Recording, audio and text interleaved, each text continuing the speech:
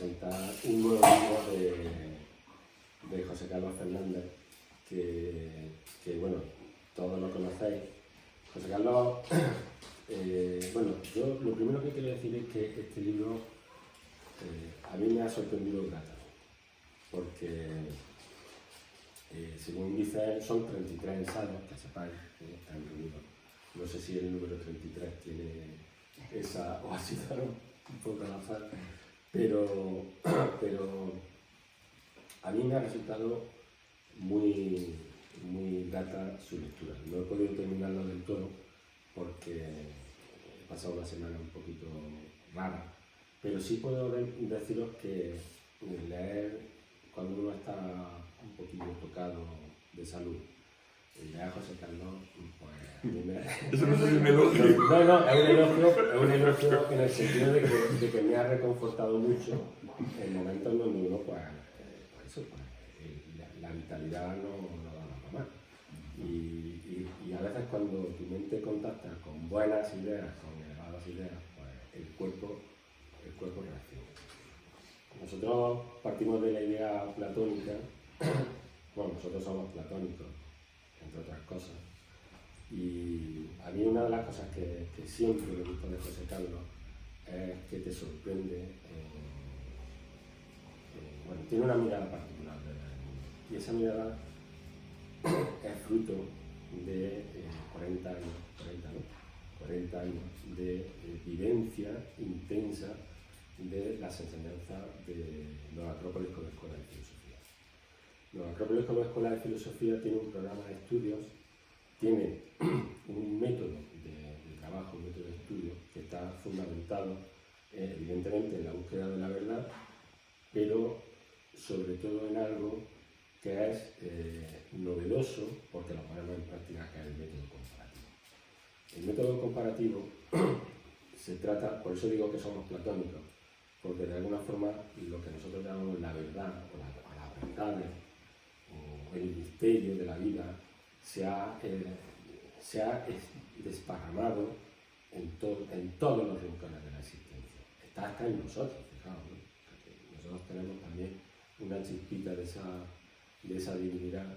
¿Y qué es lo que pasa? Que nos sueltan en el mundo, nos olvidamos, como dice Platón, ¿no? En el mito de él, ¿no? Bebemos las aguas del río Leteo y nos olvidamos de nuestra condición divina, de nuestra condición luminosa, de nuestra condición que nos permite vivir en una felicidad perpetua que es equiparable a lo que los antiguos decían el mundo divino.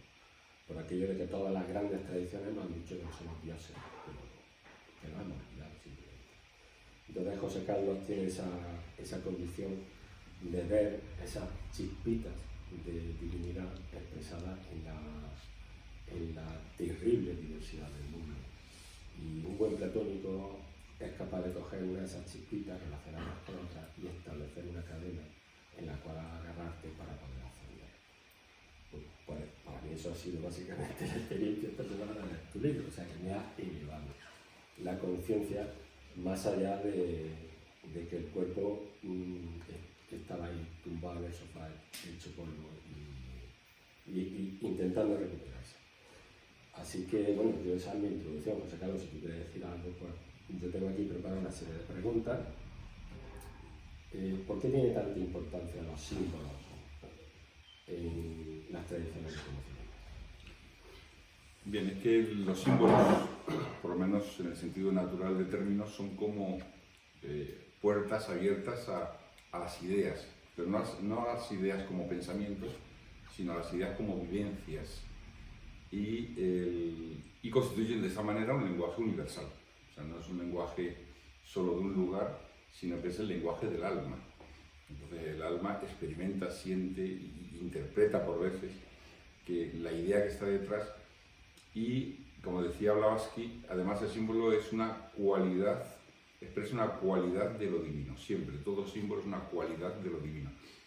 Y siendo una cualidad de lo divino es como una especie como de camino infinito, no hay término para la vivencia de cualquier símbolo. Un símbolo como el mar, como una espada, como el fuego, como un triángulo. La mente podría seguir y seguir y seguir y seguir y seguir hasta el infinito. No se aprisiona el símbolo. Se puede intentar construir con él un lenguaje para hablar al alma de la gente. Entonces, claro, el lenguaje de los símbolos, pues es el lenguaje del alma, y como decía el fundador de Nueva Acrópolis, por veces además hay una serie de símbolos que son como símbolos de reconocimiento, donde van pasando a través de los miles y miles y miles de años en diferentes civilizaciones, de manera que cuando el alma los encuentra hay una especie como de reminiscencia o de un sentido profundo, y claro, tocan profundamente, y vemos que se van expresando en uno y otro lugar. Yo creo que no se debe intelectualizar el símbolo, pero sí hay que trabajar mentalmente con ello, pero sin llegar a intelectualizarlo. Y claro, los símbolos, por ejemplo, de la rueda de la vida, cuenta la tradición que un rey alojó a los discípulos del Buda en la temporada de las lluvias, y un discípulo le dijo al Buda que después de todo ese esfuerzo que debería agradecerlo de alguna manera, ¿no? Y claro, los budistas no tenían nada en aquella época. Entonces hizo un diseño, solo el diseño, sin explicación ni nada, un diseño de la rueda de la vida, y se lo envió al rey, y se dice que el rey alcanzó la iluminación después de meditar y meditar y meditar y meditar sobre el significado de esa rueda. Y de tal manera que si esos símbolos son universales, de alguna forma, a lo largo de la historia, lo que sucede es que hay como un reencuentro y un olvido, ¿no? O sea, la historia es ese ciclo, ¿no? Ese ciclo de reencontrar o de volver a mostrar esos símbolos, y la humanidad vivirlos, reinterpretarlos, deformarlos y finalmente olvidarlos. Claro, ponerlos en la gasolinera, por ejemplo, en la marca de los coches. Ahí comienzan ya la deformación. O utilizarlos como métodos de manipulación. Claro, efectivamente. Propagandísticas, que claro, estamos observando hoy. Claro, por los símbolos tienen un poder psicológico grande, y conociendo ese poder psicológico, pues se puede trabajar con las cuerdas de la psique de las sociedades, para bien y para mal, no solo para mal, también para bien. Entonces, quien lo haga para mal lo hace pues eso, para manipular. Sí, sí. Es curioso porque uno observa en casi todas las marcas comerciales y de las grandes instituciones mundiales, que todos están diseñados en medida áurica, la elección de los colores y los tonos están perfectamente programados. Y cuando me enteré que para el diseño de un logo de Google habían trabajado 26 ingenieros, pues, ingenieros de todo tipo, es decir, para elegir esa letrita, ese tono, esa combinación de letras, esa distancia entre uno y otro, 26 ingenieros en Google, que son de los más listos, pues hay mucha tela. Claro. Nosotros vivimos en un entorno profundamente simbólico, lo que pasa es que yo creo que utilizando los símbolos al revés, ¿no? Completamente. De hecho, en unas universidades se estudia el Tratado de los Vínculos de Giordano Bruno como elemento de conducción, manipulación de masas, que es la lectura inversa de una obra que está realizada para intentar elevar a la gente, para intentar retenerla y conseguirla, sujetarla y que sea servil.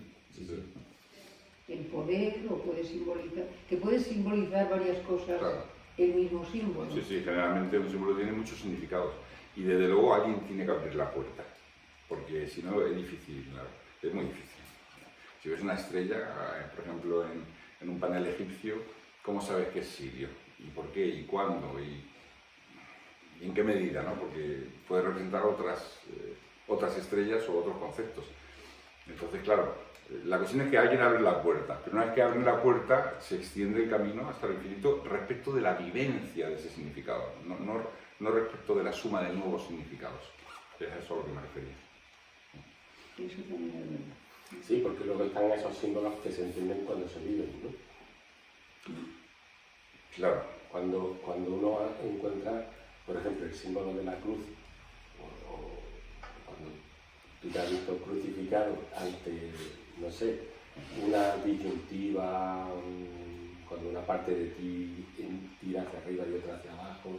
Quiero decir que hay determinados símbolos que tienen una capacidad para entender realidades psicológicas y vivenciales fundamental, fundamental, poderosísima, sí, claro. en todas las religiones, claro. Nosotros leemos, por ejemplo, el libro de la creación babilonio y decimos, y las aguas dulces y las aguas saladas, esto es estúpido, esto era estúpido.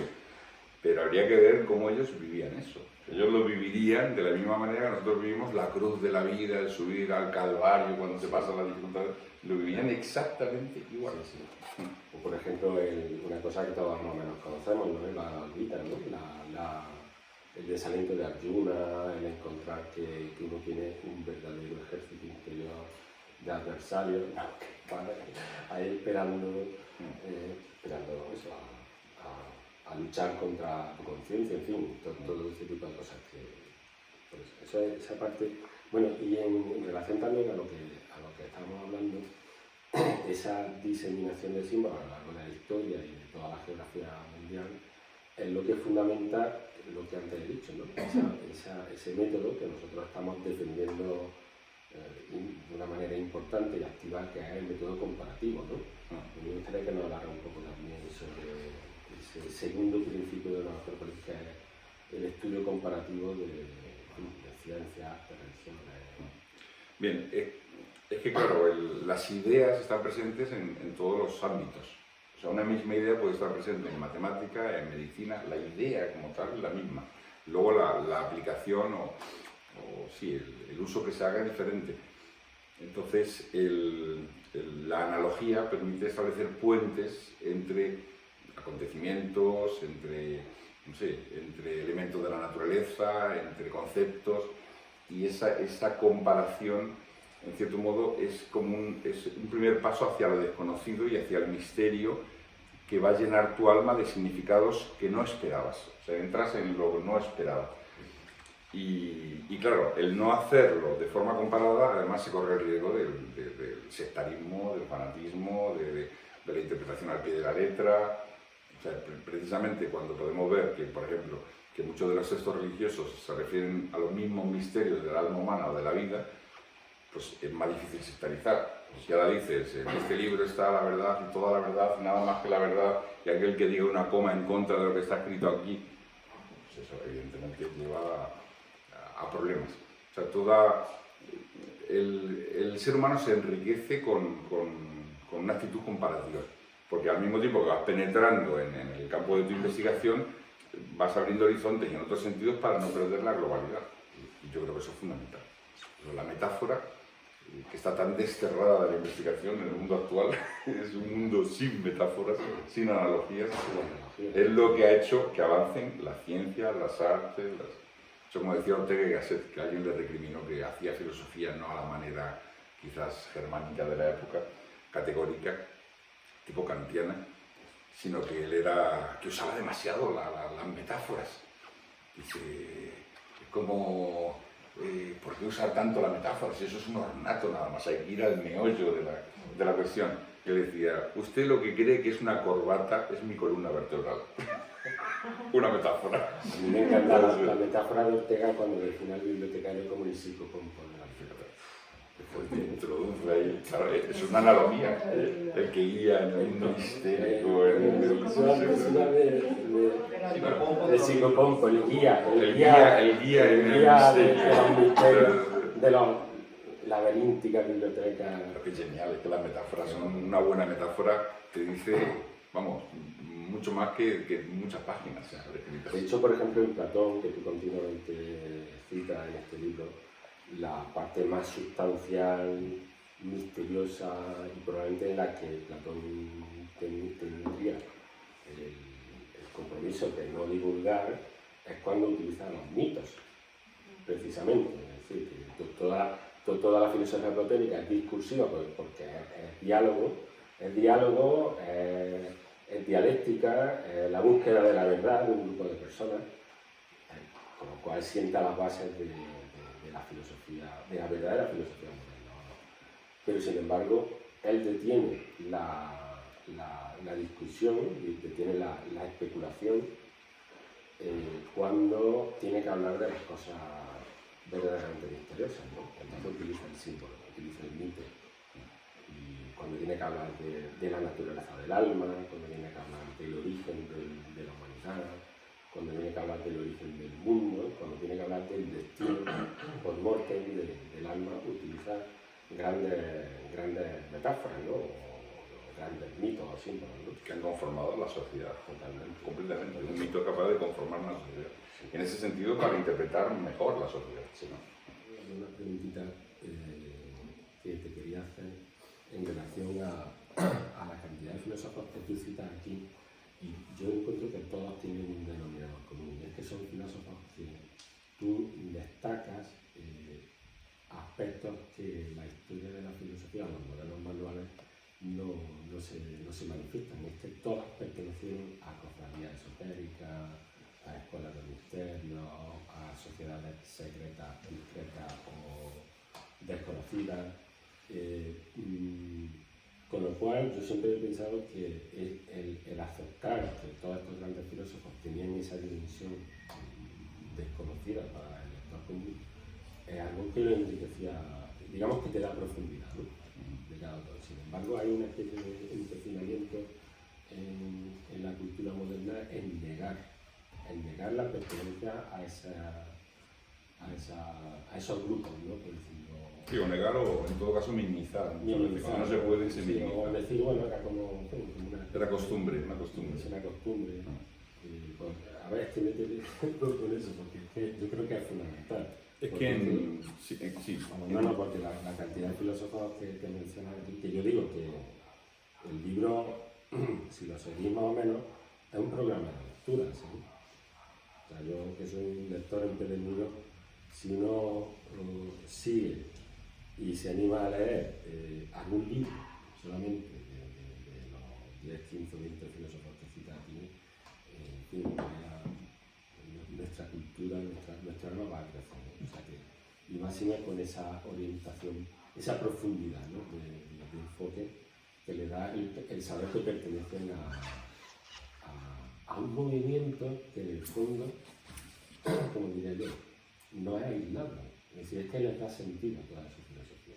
Claro, es como un cierre en el cual ellos surgen como estrellas. O sea, necesitan esa matriz, necesitan esa experiencia, vivencia, quizás un programa de lecturas, de conversaciones, y evidentemente muchos de ellos fueron amamantados por movimientos mistéricos. Y en cierto modo ellos fueron la flor, muchas veces fueron la flor conocida de ese mundo desconocido en el cual ellos tuvieron una formación o vivencias o un espacio donde se nutrieron, y de repente ahora ellos se reencuentran con ellos mismos y comienzan un camino, y en ese camino finalmente florecen con una gran obra, por ejemplo. Sí. Y esa gran obra es la que de alguna forma marca la historia. Claro, eso lo que imprime, eso se imprime en la historia, efectivamente. Pero tiene detrás toda una cultura o todo un movimiento. Claro. Bueno, lo que es cierto no solamente es, por ejemplo, en el caso de los presocráticos. El caso de los presocráticos es paradigmático, porque tú reúnes a todos, bueno, la recopilación, por ejemplo, de la última de Alberto Bernabé son 200 páginas de presocráticos, y sin embargo, ahí tienes todo Occidente. O sea, en general luego tú haces una mención bastante misteriosa a lo que se denomina el milagro griego. ¿Milagro qué? Griego.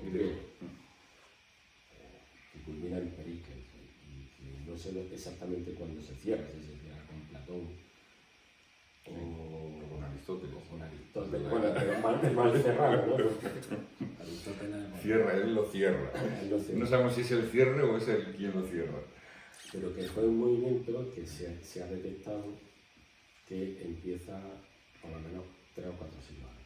Fue el despertar, después del sueño medieval de Grecia, pues despertó con toda una serie de filósofos, quizás algunos de ellos con inspiración egipcia, y que constituyeron las llamadas escuelas presocráticas, y que eran sabios, eran iniciados, eran sabios completos, eran taumaturgos, médicos, predecían terremotos, o sea, no solo predecían eclipses, predecían terremotos, eran grandes consejeros políticos, eran personajes de una categoría, algunos de ellos gigantesca, ¿no?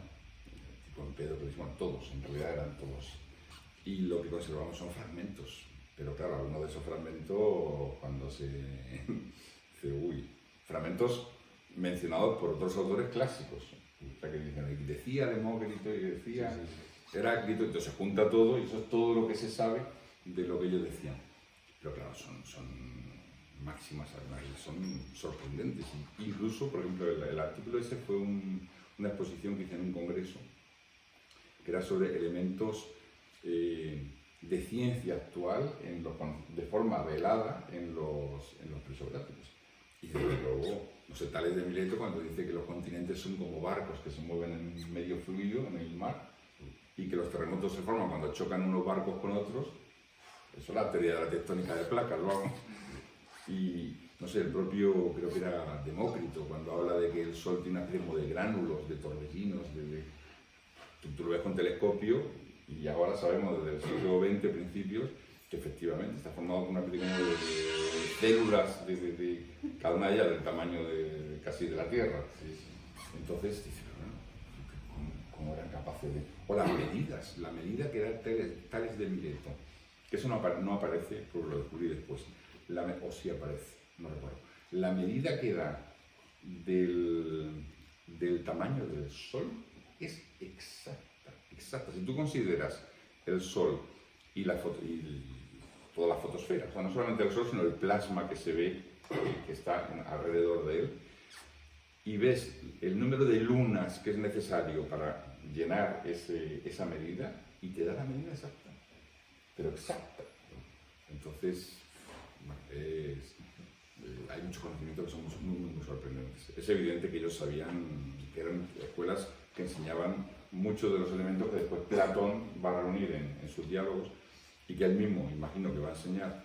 Él fue, en cierto modo, como dice Blavatsky, Platón fue quien reunió toda la sabiduría presocrática y la convirtió en un sistema que fue su escuela.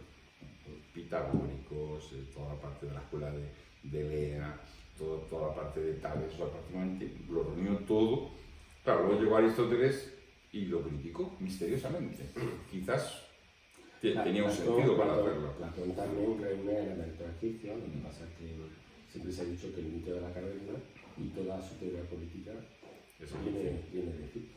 Eso está estudiado y hay un autor español Dalmacio Negro que cuando habla de la política como medicina también, o sea, la filosofía como medicina del alma y la política como medicina para los pueblos, digamos, para conducirlos bien, ¿no? Todo eso es egipcio. Sí, estas escuelas eran de inspiración egipcia. Sí. Egipcio era la universidad iniciática del Mediterráneo, y iban todos los pueblos a buscar conocimiento en nivel avanzado. O sea, por ejemplo, se sabe que los druidas celtas, logrados hasta determinado nivel, lo hacían ellos, pero había niveles que para poder alcanzarlos tenían que ir a Egipto, a los templos egipcios, y ellos lo mencionan en sus documentos. Entonces, claro, Egipto era posiblemente hasta la época romana, era la universidad iniciática del mundo. Es que de los druidas siempre se me dicen son las aves del bosque y todo eso, y recientemente escuchando un podcast decían que no, que el concepto de la academia occidental dice, es más de origen druido. Sí, los tenían universidades, en donde siempre lo mencionan, en una de estas ciudades tenían decenas de miles de estudiantes, tuvo un sistema de enseñanza arreglado.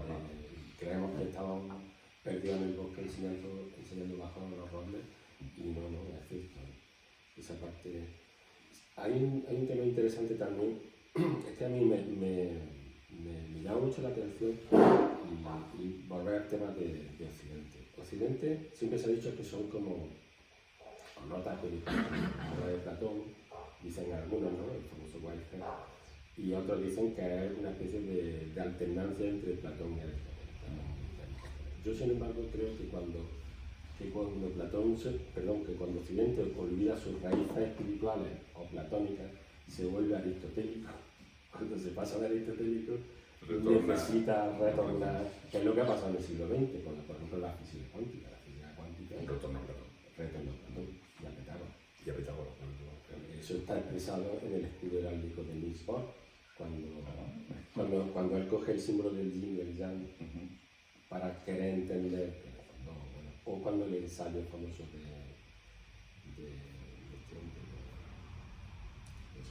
Schrödinger sobre la vida, la vida y lo que hace una relectura de los griegos. Es muy interesante. Es un retorno de la ciencia, en cierto modo, a los presocráticos, sí, curiosamente. Es el pleno siglo Después de 2 siglos de materialismo científico que sirvió para avanzar a nivel de conocimiento de la materia, pero claro, se perdió la conexión con el mundo espiritual. La importancia de los clásicos en la educación. Cuenta un poco de eso, porque a mí José Carlos es también una persona, yo en este libro se ve claramente, paradójica. Paradójica es porque a veces encuentras dos cosas totalmente en universos, y encuentras la relación, y la encuentras en un personaje, seguramente en una anécdota que habrá leído de su biografía. Cuéntalo, por favor, porque es que... Sí, ese artículo es un artículo muy breve.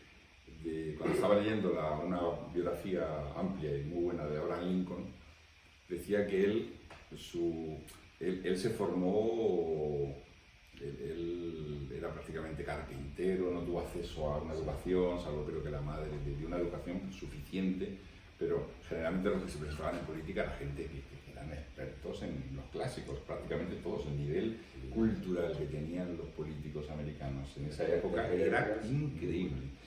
O sea, no había tanta demagogia, había solamente que la generación de Thomas Jefferson, que este hombre de los inventos, ¿cómo se llama? Franklin. John Adams, o si queréis ver el ambiente en una serie de hace unos 10 o 12 años que se llama John Adams, que habla sobre la época de la independencia y la creación de la Constitución americana.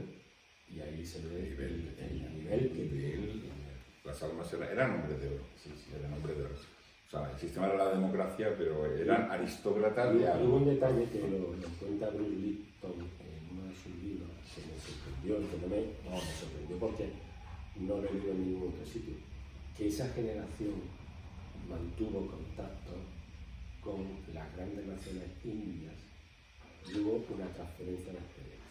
Es decir, como el programa original no era tanto el programa puritano de la ciudad de la colina y toda la historia esa, sino crear una especie de república con las naciones nativas. Claro. Luego el poder de la iglesia, y luego todo eso se cortó. Pero hubo contacto entre los grandes dirigentes.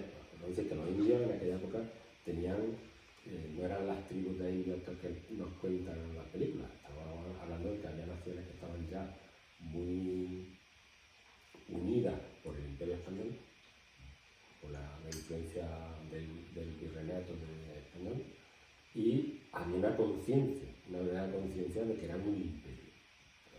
Entonces, la idea era unir eso, el imperio, o sea, todo lo que se trae de Europa con todo lo que había en América.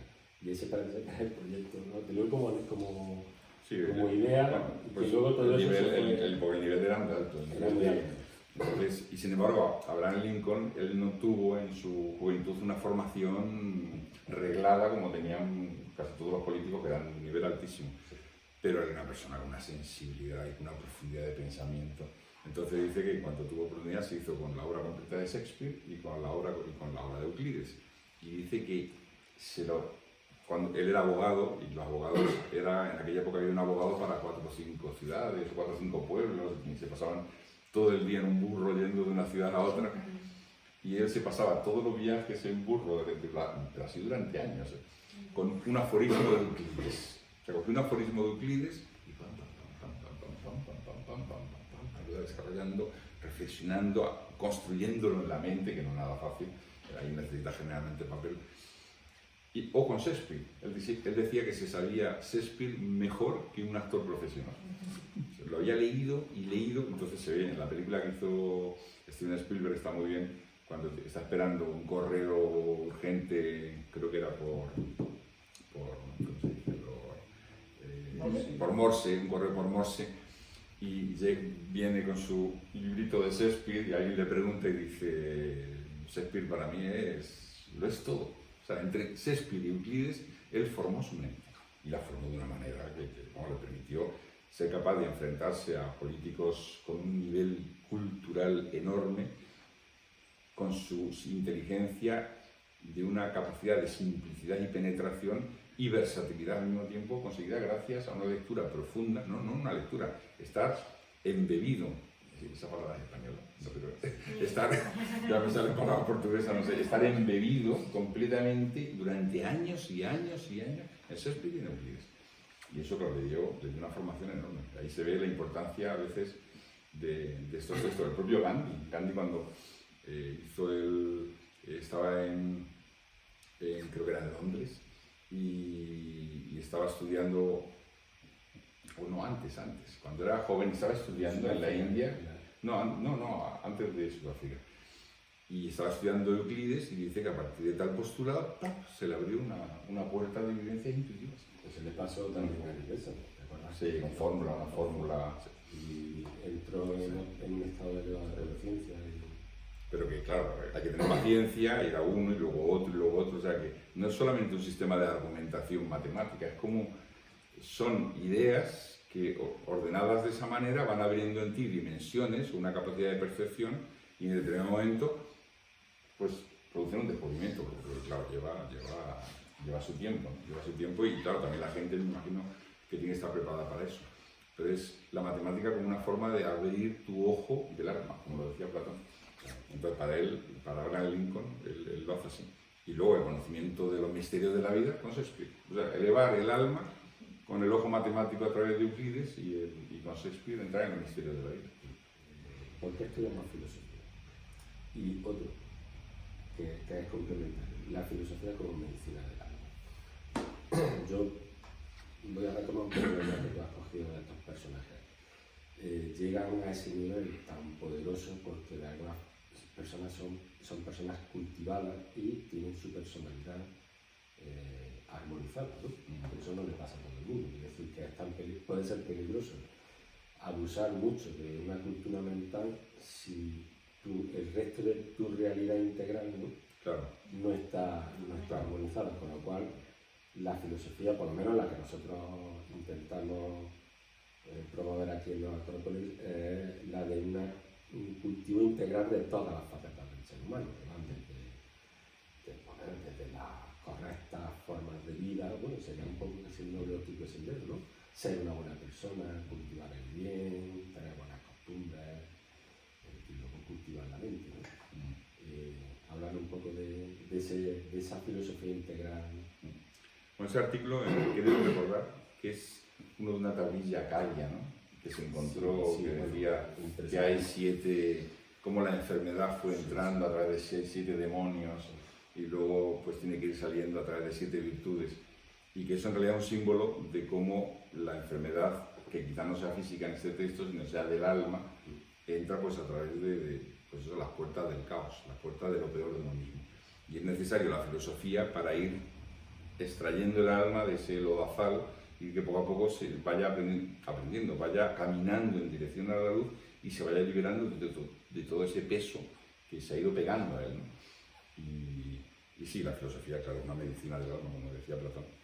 Eso, el poder de las ideas para curar es enorme, porque curan las sustancias químicas, curan la música, puede curar, pero lo más poderoso de todo son las ideas, porque el ser humano tiene un poder enorme para, si se armoniza a sí mismo, para ser capaz de regenerarse. Y lo contrario, ¿no?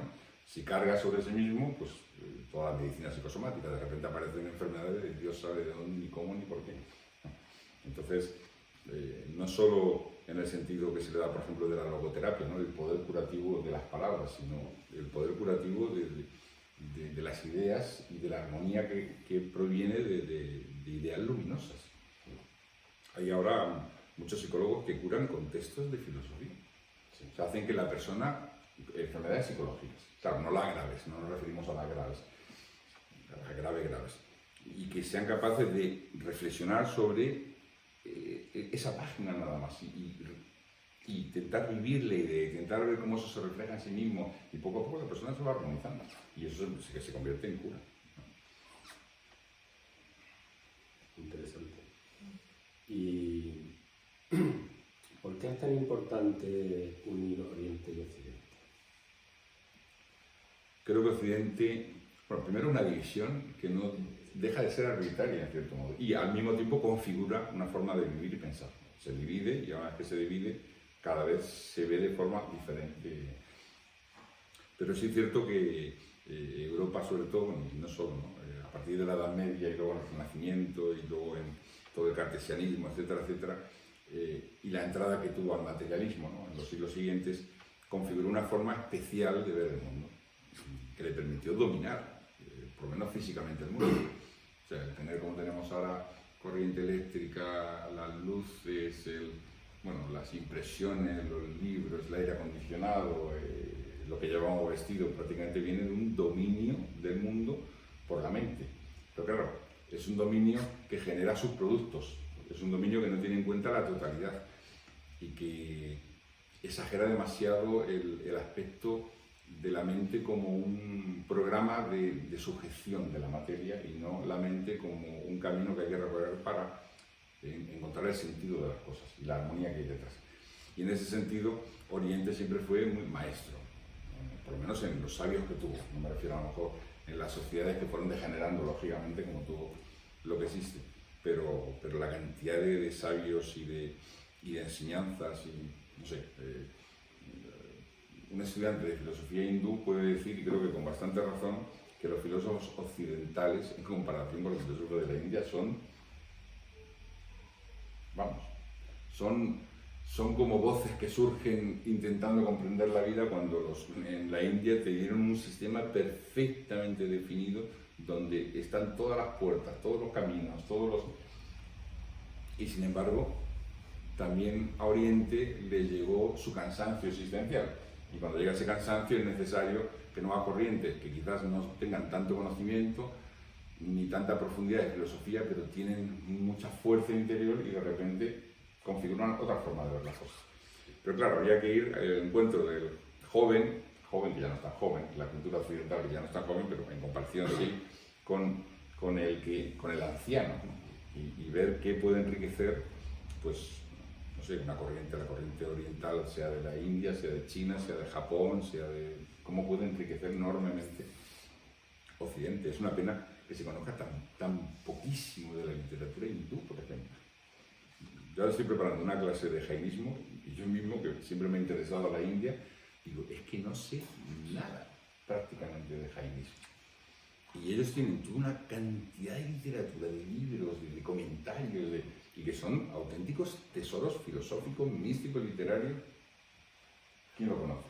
Pues 3 o 4 especialistas, no hay. Entonces, una pena que no exista un esfuerzo de poder hacer accesibles estas ideas, estos textos, y que enriquezca. Bueno, ahora se está haciendo bastante, poco a poco, cada vez más Occidente, desde el siglo XX, se está casando de nuevo con Oriente, para bien y para mal. Para mal son todas las formas de espiritualidad, facilismo espiritual que se han generado y bueno, pues todas la inercia y el abandono de los valores propios de Occidente, que son los valores caballerescos, toda la tradición, bueno, la tradición que viene desde la Edad Media, y de valores y sobre todo una especie de culto a la pasividad. Eso es la filosofía de Oriente mal entendida, mal interpretada, prostituida en realidad, no solo mal interpretada, prostituida. Una especie de resignación con... Una resignación, el karma como resignación, no sé, pensando que con algunas ideas y algunas posiciones vas a caminar y vas a encontrar el misterio de tu propia alma y cosas semejantes. Aquí hay el último ensayo, es muy interesante y yo creo que tiene que ver un poco con esto, ¿no? Cuando lo dedica a la inteligencia artificial y el peligro de Terminator. Yo creo que efectivamente Occidente lleva ya una serie de años coqueteando peligrosamente con el tema de la inteligencia artificial que aparentemente nos va a resolver todos los problemas de la vida, pero Eso es lo que llaman el gran reseteo, ¿no? sí, Vamos a resetear la sociedad, Sí. vamos a reiniciarlo todo. Y claro, va a haber, en realidad, el núcleo activo de las sociedades será un 2 o 3%. ¿Y el resto qué hacemos con el resto? Pues que se queden en el metaverso, que se queden estupidizados en el metaverso. Sí, medio drogados. Bueno, eso es lo que él plantea, Harari lo plantea eso. Yo no creo que lo plantee como deseo exactamente, lo plantea como algo que va a suceder, lo cual ya en sí mismo es terrible, porque si piensas que va a suceder, ya no hay una intención de que ver otros caminos, sino que lo plantea como un hecho. Es claro. que siendo un tipo tan lúcido, que practica yoga varias horas al día, que tiene ese tono asceta, que a mí es lo que me produce disciplina, vamos. Y precisamente que no sea capaz de ver otra alternativa. Claro. Más Sí, porque en el fondo más- él es muy reduccionista. Sí. Él lo simplifica todo demasiado. Sí, él sabe filosofía de la historia, claro, y es experto en historia medieval, creo, en fortificaciones. Pero la visión que tiene de la historia humana es kantiana. O sea, es la repetición de Comte que se demostró inequívocamente que era falso y ten deformado la mente humana durante un siglo y medio. Y ahora viene él, recoge de nuevo la imagen kantiana de la historia lineal y que la próxima humanidad va a ser una especie donde el hombre se va a fundir con la máquina. Entonces, los que sean ricos y poderosos, que puedan tener acceso a esa conexión con la máquina, van a despertar poder. No van a despertar poder, simplemente van a usar herramientas que los otros no, y van a ser inmortales por ingeniería genética, etcétera, etcétera, y se va a crear una especie de un homo, que el homo actual, un homo deus, que el homo sapiens en comparación va a ser como un simio, ¿no? Antropoide. Entonces, claro, esa idea es terrible, porque además basa la evolución de la humanidad no en el alma y en sus poderes, sino en inventos técnicos. O sea, que quien tenga acceso material a esos inventos técnicos va a entrar en esa nueva humanidad y los demás van a ser extinguibles. Pues no dice la palabra, pero no lo dice porque es delito. Pero vamos, de irrelevante a extinguible hay un paso muy pequeño. Sí, el problema es que la inteligencia artificial en realidad evidentemente es una herramienta humana, como tantas otras. Pero como todas las herramientas humanas, en el momento que el ser humano pierde su lucidez, su armonía, su inteligencia, su capacidad de saber qué y cómo se puede y cuándo no se puede, etcétera, etcétera, pues la máquina se revela. Es la rebelión de la máquina. Sí, sí. Y de hecho, no sé, el Boeing este que se estrelló porque la inteligencia artificial hizo que había que hacer esto y lo otro, y el piloto no tuvo capacidad de reacción y el avión se cayó. Y ahora que recuerdo, tú haces mención a un misterio del pasado que está recogido en distintas civilizaciones que el profesor Libraga lo expresó en un artículo que nunca acabé de entender bien del todo, que es el famoso artículo que es de la rebelión de los artefactos. Pues cuéntanoslo, porque a ver si... Sí, en cierto modo, la inteligencia artificial sería uno de los artefactos humanos que se revelan. La idea es que si el ser humano pierde su integridad, su capacidad real de ser dueño de sus creaciones, las creaciones se revelan. O sea, el ser humano no puede perder su humanidad para poder hacer un buen uso de lo que crea. Entonces, por ejemplo, ¿no? La cultura Chimumu lo representa, la epopeya de Gilgamesh también representa la rebelión de los artefactos, en la Biblia también aparece, entre los hititas, no con ese sentido, con otro sentido, pero aparece también la rebelión de los artefactos. Entonces, la idea es que si el ser humano crea una máquina, la máquina, si no tiene cuidado, la máquina genera un nuevo tipo humano para que trabaje ese nuevo tipo humano con la máquina. Por ejemplo, el ordenador. O sea, tú tienes que pensar de una manera muy especial para interactuar con un ordenador. Y eso te obliga a renunciar a otras formas de pensar. No nos damos cuenta, porque pasamos, es como el paso del aire al agua, ¿no? Casi no te das cuenta, pero si la primera vez que sucede, o sea, la primera vez que entras en el mundo de las ideas necesarias para interactuar con la informática y vienes de fuera, es como una muerte. Yo eso se lo he escuchado a discípulos que nunca habían trabajado y de repente tuvieron que meterse y decir, pero es que hay más posibilidades, me están obligando a pensar de esta manera para poder trabajar con el ordenador. Entonces, claro, el ser humano crea instrumentos y luego los instrumentos modelan al ser humano. Y eso es, en cierto modo, una rebelión de los artefactos, porque ya no están simplemente al servicio de, sino que están obligando al ser humano a hacer, a actuar, a pensar de una manera Estoy dando casos de, por ejemplo, gente que lo están echando del trabajo por la decisión de un algoritmo. Claro. Sí, que es otra. Sí. El poder de los algoritmos es algo que es terrible, porque al final va a depender de un algoritmo. Sí, que en la naturaleza todo funciona con algoritmos, claro, evidentemente, todo funciona con matemáticas. La matemática es el esqueleto de la realidad. Pero claro, esos algoritmos pues generan, quien hace el algoritmo tiene una forma de pensar. Cuando lo fijan en el algoritmo, ya eso ya no se puede mover.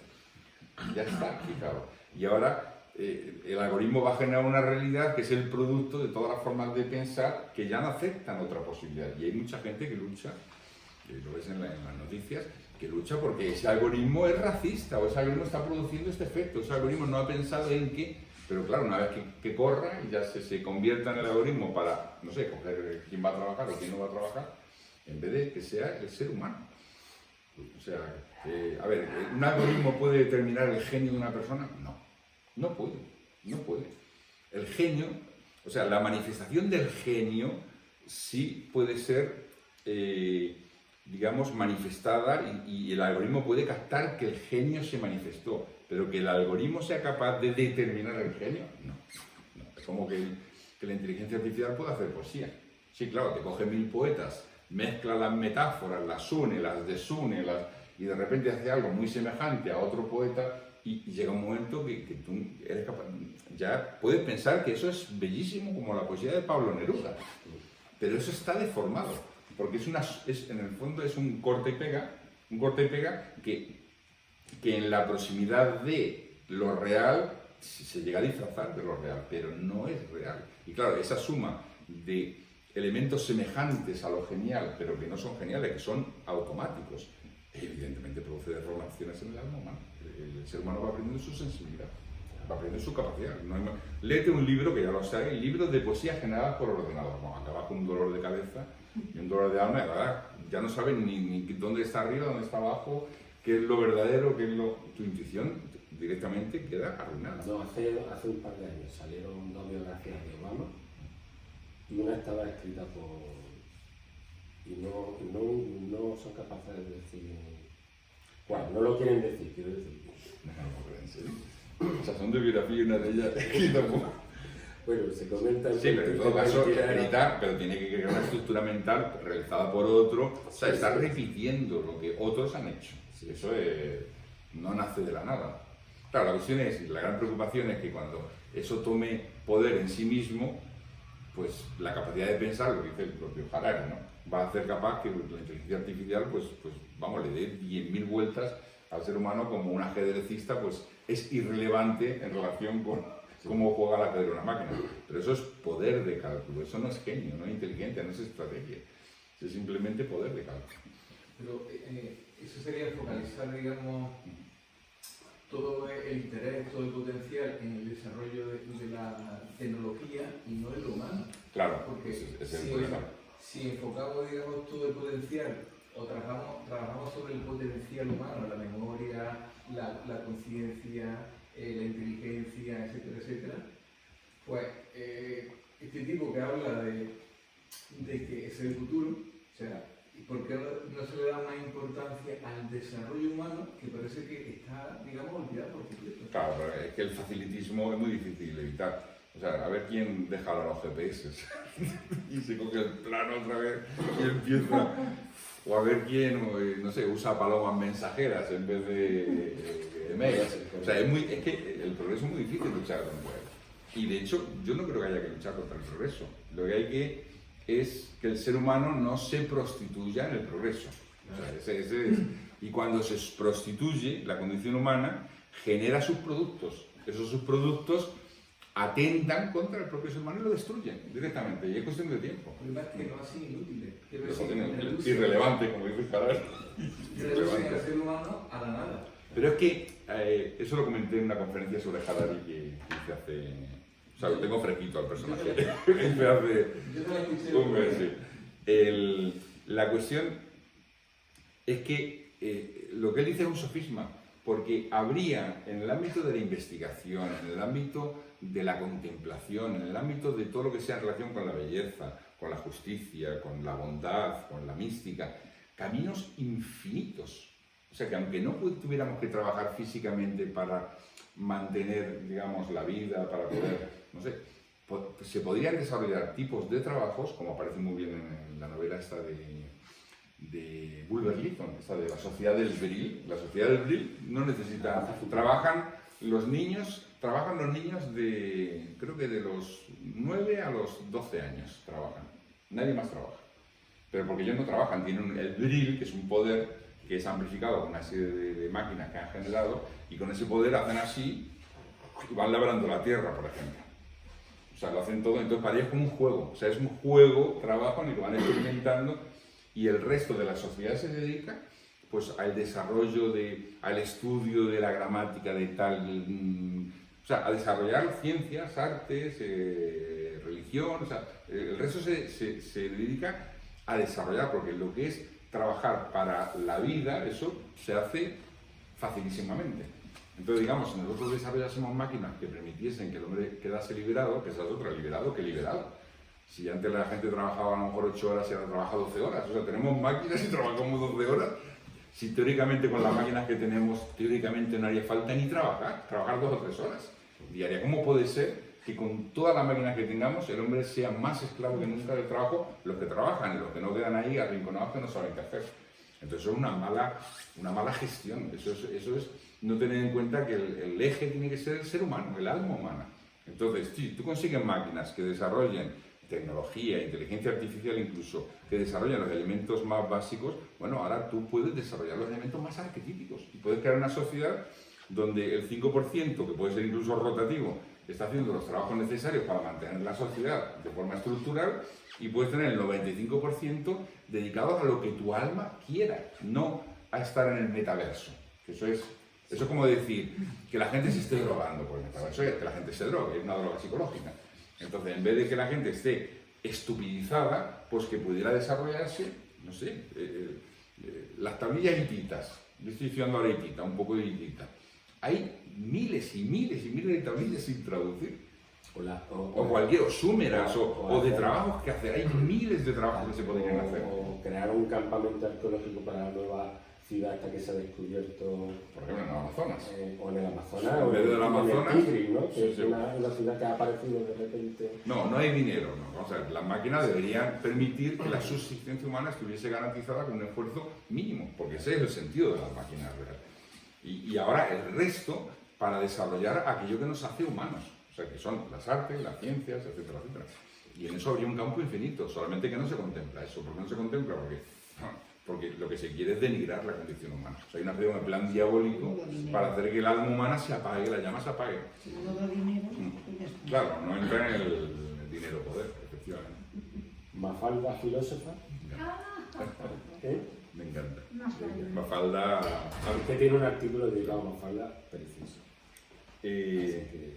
Mafalda es un personaje del mundo de los mitos, como puede ser el Principito, como puede ser Tintín, o puede ser el Quijote, que no necesitan de un soporte como otros mitos, que necesitan un soporte físico, concreto,